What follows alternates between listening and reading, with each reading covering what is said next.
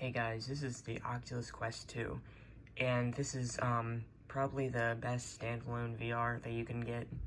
I'll be doing a review on this in this video today. So, first, a couple things I really like about this. It's very modern. So, it has modern features such as USB-C. The interface looks very modern and nice. The controllers also look modern, and it comes in a color that's, it can blend in to most households. I like those features. It makes it look very modern. Also, the controller is pretty much portless, so the controller looks seamless because the only thing that it takes to power is AA's, so there's no ports. It just looks so seamless, and it matches this Quest 2 headset so well.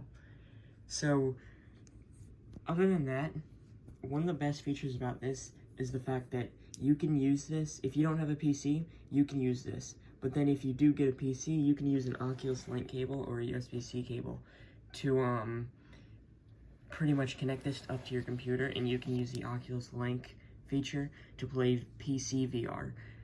So that alone makes me think this is probably the best VR. Other than that, there is a lot more benefits than just if you don't have a PC. I have a good PC that can easily run VR. I have a 3070 10700K that can easily run VR games. But if you don't want that cable, you don't really need to use the cable, since this has a battery in it and you can play games with no wire. So you don't have to use any wires to play games. You can just play it, and it just gives this extra sense of freedom when you're playing this, since if you have a big room, you can walk around it without fearing your cable's too short. You can, if you're playing a game, you don't have to worry about hitting the cable or tripping over the cable, and I just really like that feature about this. So yeah, other than that, a couple other things I'd like to mention is, I got my first Quest 2 in December. The controller fell apart. I got another one. It had a battery issue. So then I finally exchanged that for this. So, yeah. Overall, Micro Center helped me with this a lot because of their warranty program. But yeah. So, yeah, other than pretty much all those issues I've had, these things seem to be great now. These things seem to have good reliability now. So, yeah. Next, the thing that I like to say is software on this has gotten very good.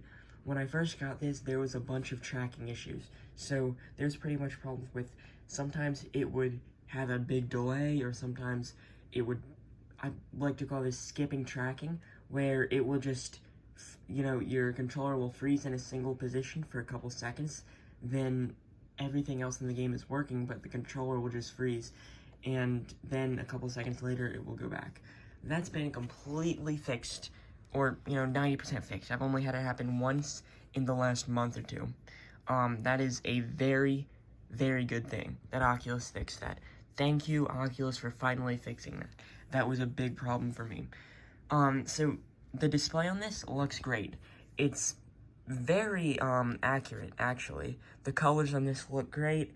I think it has 90 hertz refresh rate, but I'm not sure if that's still an, experimental feature, but, it used to be an experimental feature, and it just looks great. It's fast, I don't see that much of a delay. It looks like the response time's great. There's not ghosting. I don't see any ghosting on mine, but of course all displays will be different. This is powered by a Snapdragon ARM chip, so this runs on the ARM. This runs on an ARM chip, so it's pretty much like an Android phone, an Android phone's chip. And honestly, this runs games fine. Like, yes, maybe it's not going to be the best quality. Like, maybe the reflections and stuff won't be the best, but it's still great. So the speakers on this is something that a lot of people like to complain about, and I don't see why. For normal games, it just sounds fine, and I like this because you can be aware of your surroundings. Like, if someone's, saying, if someone's trying to talk to you, you can talk to them while using this.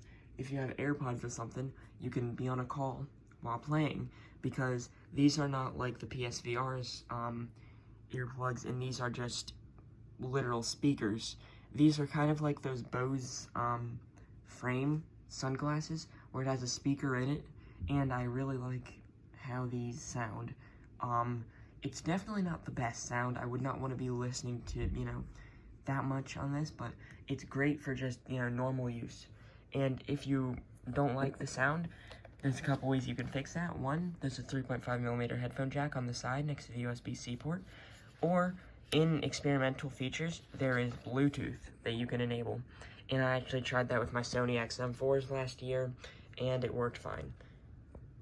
So next, the tracking, more on that. This has Oculus Guardian, which is pretty much where you can draw a virtual boundary on your floor, and if you go out of that, it will pretty much, you know, kind of stop you from doing much. It will use the cameras on here to show you where you are. So let's say if you drew a boundary right there, if you step out of that, it will pretty much stop the game, and it will show you your surroundings. And I like that, but I do think they could make it easier to set up, because it frequently forgets how I've set up the boundary area. And also, if I pause the game, go out of zone, then put it back on, sometimes my game will be reversed. So I'll, you know, have to recenter it. And to recenter it, you just press the Oculus button on the controller, or press and hold it. And I like that too, that you can easily recenter it. So for microphones, this does have a microphone. I've tested it in one game back in December. The people that I was playing with said it sounded pretty clear and that it was fine. So it's right there. It works okay. If you need a mic, you can use it. Next, oh yeah, there's a second mic there. There might be another one somewhere. Next, on this side, we have the power button and the indicator light. When this is charging, it will flash like red or orange, and green. So red, orange, green, I saw, depending on how much battery it has. Then right here, these are the volume buttons to switch volume. So it's pretty easy. You just, you know, press them, obvious. And yeah. On the top, we see nothing. One thing that you can do is you can switch out this strap, which a lot of people don't like this strap. Right now, I don't see an issue with it. It's not good. Adjustment is horrible. If you can, I'd recommend just leaving it at default. You know, it might be a bit tighter, a bit loose, but as long as it's not too bad, just leave it at that, because it's so hard to adjust. Like, it just sucks. And you can replace the strap, or, you know, get a third-party one, or an Oculus Elite strap. You can take this off, that off, then you can replace this faceplate. This is, you know, the default one, which is cloth. This is easy to get off, harder to get on. So I'm just gonna try to get this off real quick with one hand. Yeah, so you can replace this. And also, if you need to replace a strap, you can just feed it through this little hole right here. Yeah, the strap is just a mess. Then you can adjust your IPD, right here. So if it's too blurry, adjust it. If it's, you know, too blurry, pretty much, you can just adjust it. I keep mine here. I don't really see that much of a difference between them, though. So, yeah. Putting this faceplate on is just downright hard. It's just hard to get on perfectly, from what I've saw. And, sometimes it'll just come off. And that's why I don't like taking this off. So right now, it seems like I got her on fine enough. But, yeah. So for comfort, I have not got a single modification for this. Like, I haven't bought anything off Amazon for this. And it's fine. Like, it works. Of course, you can buy, you know, different face plates, different straps. There's a strap with a battery that Oculus sells. There's an Elite strap. You can get, like, silicone face plates off Amazon, you know, leather face plates off Amazon. Yeah, it's good, but mine's stock, and it's fine. For storage, you can get 64 to 56 gigabytes. Depending on how many games you're going to install, you might want 256. I got 256 just because I'm, planning to get more games in the future, and the, 4 games I have installed only take up, 30 gigabytes so far, but yeah. So, that was pretty much my review on the Oculus Quest 2. I do recommend this product. I think it's a very good product. It's made pretty well. The software is good. You do need a Facebook account to use it, but just make one and don't use it.